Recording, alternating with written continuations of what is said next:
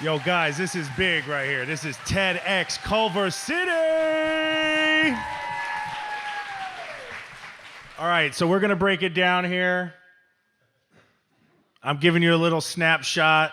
My name is Doug Melville, and my talk today is how being a male cheerleader helped change my relationships with women. I know what you're thinking. Where are these male cheerleaders? One's right here. I got one on the hip. Okay, so let's go back to the beginning.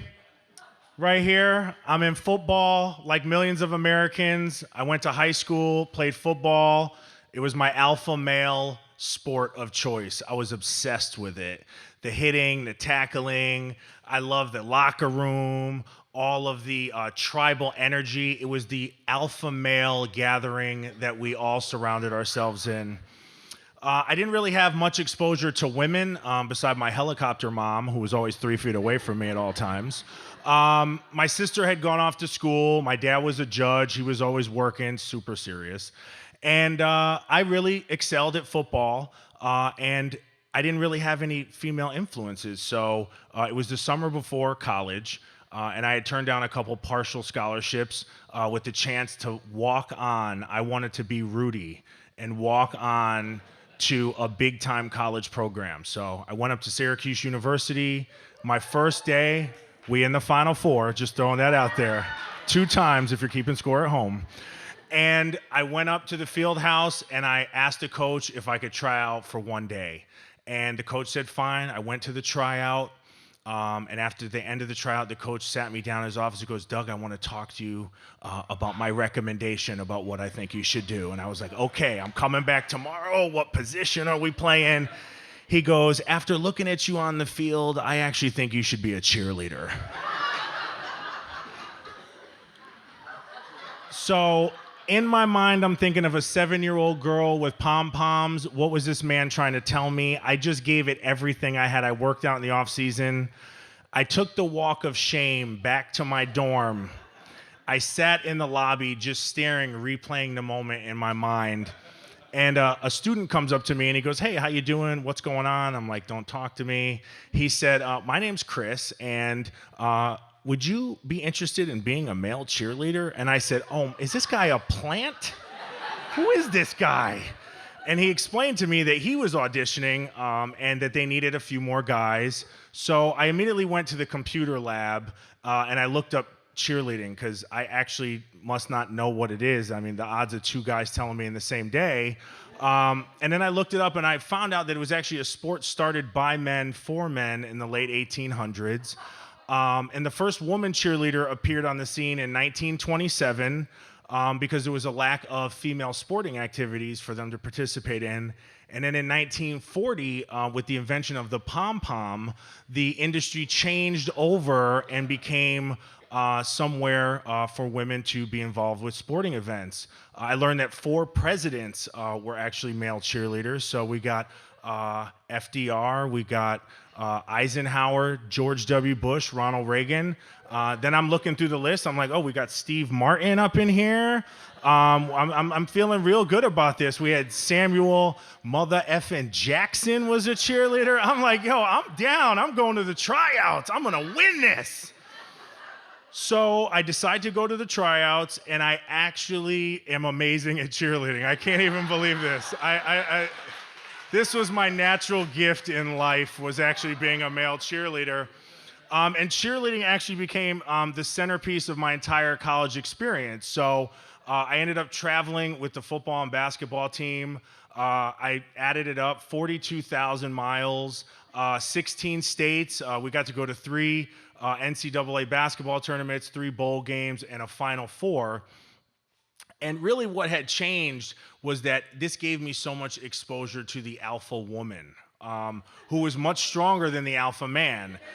So I was now working in a world, modern cheerleading is 97% women and only 3% men. So I was now in a world that was the polar opposite of what I was exposed to in high school. I had women coaches, women made the routines, set the practices, set the schedules. So here I was with all guys just a year ago, and now I'm one of a few guys with 97% women in our industry. So what that did is it actually changed my understanding of women and actually gave me exposure that I still bring with me today. So I am currently a chief diversity officer of a global ad agency. So when you think of diversity, a lot of times people immediately think culture. But in this case, it also means women and inclusion. I think a lot of times people get lost in culture or LGBT, but an equal stage and setting really should be given to the inclusion of women. So today I'm going to give a few tips of advice on ways, what I learned being a male cheerleader that changed my relationship with women. So the first rule that I want everybody to realize is check your ego at the door. When you are a male cheerleader, no one wants you around. You're not a football player, you're not a basketball player. And when you say the word cheerleader, people go, when are they coming? I'm here. So that was the first learning. And you can translate this easily into business and realize if you want to be successful at business, you have to check your ego at the door.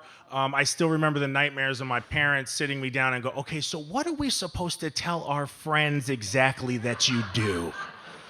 So when you go to the meeting, make sure to check your ego at the door, be open-minded, give people equal opportunity to talk and participate in the conversation. My second learning is you literally have someone's life in your hands. So when you're cheering, the most common move in the routine is really the toss hands. That's where you grab someone by the waist and then you catch their feet right here.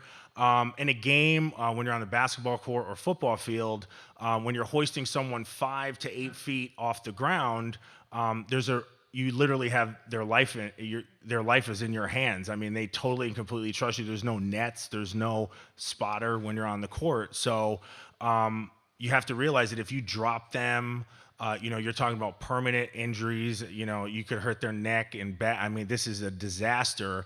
And really, the guy gets blamed. Whether it's true or not, he's the one that's holding her. So in theory, it's always his fault. But I associate that with business too. We sometimes underestimate how much power we have in our hands. And when it comes to passing over someone who's female for a promotion or really over leveraging on the bro code, you are literally affecting someone's life, whether they're going to stay at the company, whether they're going to begin family planning, whether they're going to move industries. So you have to realize you really do literally have someone's life in your hand. And the third learning was deep platonic relationships. So this always is where, the laugh track comes in. But when you are a cheerleader, you and your partner are essentially one. You have to, exercise together, work out together, stretch together. You do all your stunts together. You are with this individual all day, every day. And there must be a sense of trust. All stereotypes, sexism, funny remarks, all thrown out the door. It's a real working relationship. And I think there's really good learnings for that in a corporate environment. Late night meetings, weekend meetings, morning. I mean, you're in these casual co-ed environments and you have to make sure to keep deep platonic relationships.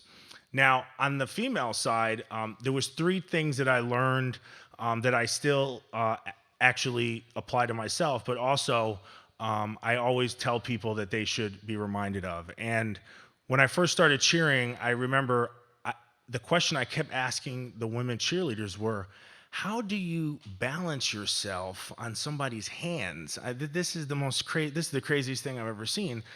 And they explained to me that there is 3 things you have to do in order to be successful, in order to be on top. So the analogy there is actually to be a flyer and to stay on top, you have to do 3 things and you have to do them well. Number 1 is you have to have focus. So in order to fly, in order to stay on top, you have to focus your vision on one thing directly in front of you and never take it off. The second you lose that focus, you immediately fall. The second learning was you have to push as hard as you can. And I think when you're cheering, if the girl doesn't push off with everything that they have and they just leave a little for themselves, the foot sometimes falls short. And I think the analogy for business there is exactly the same. If you don't push yourself literally with every single thing that you have, you may not actually catch and you may not actually make it. And the third thing that is the most important is actually being in the moment. So a lot of times people worry about what's happening next, what happened yesterday, but in order to be successful in cheer and also in business, you have to be in that moment. You have to have a philosophy where everything is in the now. You cannot worry about the meeting next week, next month, all the haters, the emails that are backed up, the sitter's late, someone's texting my phone, what's going on outside in the lobby. Everything has to be cleared from your mind in order for you to hit that stunt. And these are the tips and these are the learnings that I got from being a male cheerleader that I bring to the office today. And I thank that coach every single day for him to introducing me to cheerleading and helping me be a conduit for the success of women for 20 years. Thank you.